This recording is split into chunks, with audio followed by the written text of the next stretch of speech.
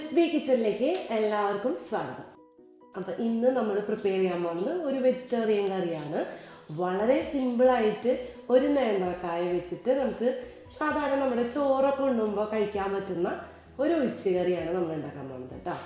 അപ്പോൾ സാധാരണ നമ്മൾ വീട്ടിലെപ്പോഴും സാധാരണ ദിവസങ്ങളിലൊക്കെ ഇങ്ങനത്തെ കറികളൊക്കെ തന്നെയാവും ഉണ്ടാക്കുക. അപ്പോൾ അത്രയും എളുപ്പമുള്ള ഒരു കറിയാണ്. അപ്പോൾ നിങ്ങൾ വീഡിയോ മുഴുവനായിട്ട് കാണാം. വീഡിയോ കണ്ട് ഇഷ്ടമായെങ്കിൽ ഷെയർ ചെയ്യുക, ലൈക്ക് ചെയ്യുക, കമൻറ്റ് ചെയ്യുക. അതുപോലെ സബ്സ്ക്രൈബ് ചെയ്യാതെ കാണുന്നുണ്ടെങ്കിൽ എന്തായാലും നോടി പോയിട്ട് സബ്സ്ക്രൈബും ചെയ്യാം. നമ്മളിത് ഇവിടെ ഒരു വലിയൊരു നേന്ത്രക്കായ തൊലിയൊക്കെ കളഞ്ഞിട്ട് 4 നുറുക്കിയിട്ടേക്കാണ് കേട്ടോ. അത് അങ്ങനെയാണ്, ഇതേ ഇത്രയും വന്ന പീസാക്കിയിട്ട് നുറുക്കിയിട്ടേക്കാണ്. അത് കഴുകിയിട്ട് ഞാൻ പിന്നെയും വെള്ളത്തിലിട്ട് വെച്ചിട്ടുണ്ട്. പിന്നെ നമുക്ക് വേണ്ടത് മല്ലിപ്പൊടി വേണം, മുളക് പൊടി വേണം. മല്ലിപ്പൊടി 1 ടേബിൾ സ്പൂണും മുളക് പൊടി 1 ടീസ്പൂണും. പിന്നെ ഒരു 5-8 ചെറിയ ഉള്ളി എടുത്ത് വെച്ചിട്ടുണ്ട്. ഒരു ചെറിയ കഷ്ണം ഇഞ്ചി ചതച്ച് വെച്ചിട്ടുണ്ട്, അല്ലെങ്കിൽ അരിഞ്ഞ് വെക്കാം. കുറച്ച് കറിവേപ്പില എടുത്ത് വെച്ചിട്ടുണ്ട്.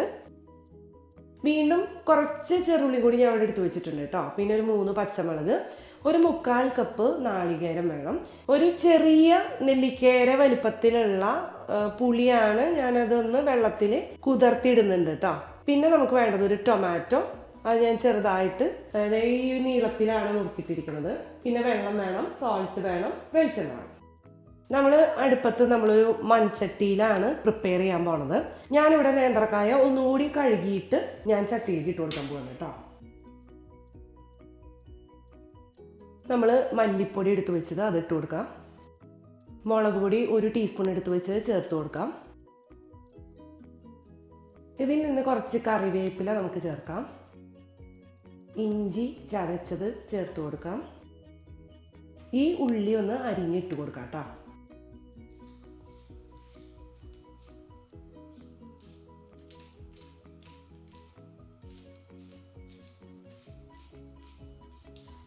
ഇനി ഇതിലേക്ക് നമ്മൾ ആവശ്യത്തിന് ഉപ്പ് ചേർക്കുകയാണ്. അപ്പോൾ ഞാൻ 1 ടീസ്പൂൺ ഉപ്പാണ് ഇതിലേക്ക് ചേർക്കുന്നത്.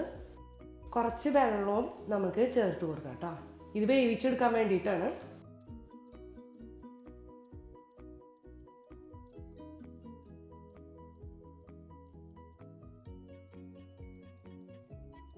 ഇനി നമുക്കിത് മൂടി വെച്ച് വേവിക്കാം.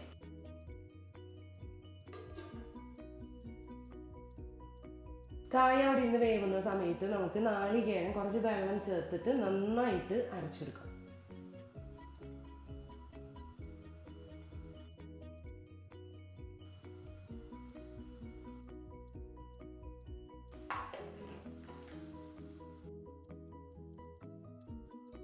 നമുക്ക് തുറന്നു നോക്കാം കേട്ടോ. കായൊക്കെ നന്നായിട്ട് വേവേണ്ട സമയമായിട്ടുണ്ട്. ഇപ്പം കായൊക്കെ നന്നായിട്ട് വെന്തിട്ടുണ്ട് കേട്ടോ. ഇനി നമ്മൾ അരച്ച് വെച്ചത് ഇതിലേക്ക് നമുക്ക് ചേർത്ത് കൊടുക്കാം.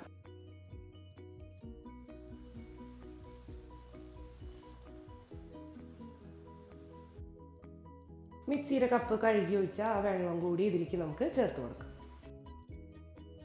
ഇനി നമ്മൾ ഈ പുളിവെള്ളം നമുക്ക് ചേർത്ത് കൊടുക്കണം.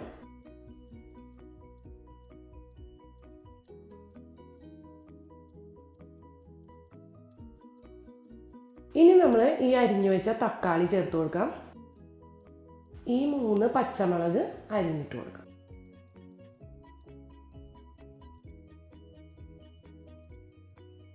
നന്നായിട്ട് മിക്സ് ചെയ്ത് കൊടുക്കാം.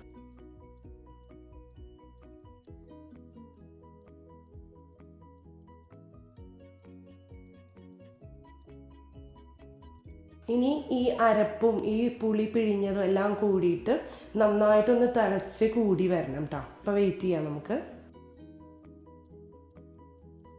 അത് തിളച്ച് വരുമ്പോഴത്തേക്കും നമുക്ക് ഈ ഉള്ളി ഒന്ന് അരിഞ്ഞെടുക്കാം.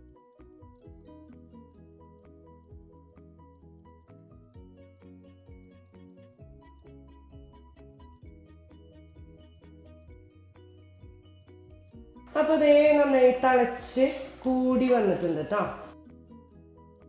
ഇനി നമുക്ക് ഫ്ലെയിം ഓഫ് ചെയ്യാം. ഞാൻ ഇത് ഇപ്പുറത്തേക്കൊന്ന് മാറ്റി വയ്ക്കുന്നുണ്ട് കേട്ടോ.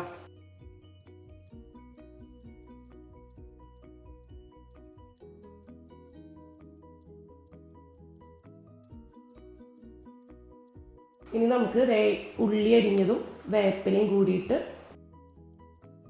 ഒരു ചെറിയ ഒരു ഇതിൽ നമുക്ക് കാച്ചാൻ വേണ്ടിയിട്ടിടാം. അപ്പോൾ ഇതിൽ കുറച്ച് വെളിച്ചെണ്ണ ഒഴിച്ച് കൊടുത്തിട്ട് നന്നായിട്ട് മൊരിച്ചെടുക്കണം കേട്ടോ.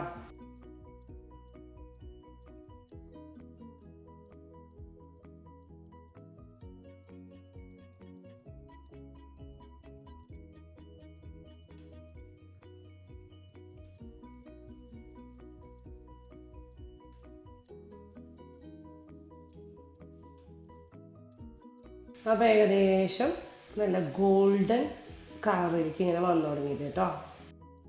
ഇനി നമുക്ക് ഇത് പതുക്കെ നമ്മുടെ കറിയുടെ മേലേക്ക് ഇങ്ങോട്ട് ഒഴിച്ചു കൊടുക്കാം.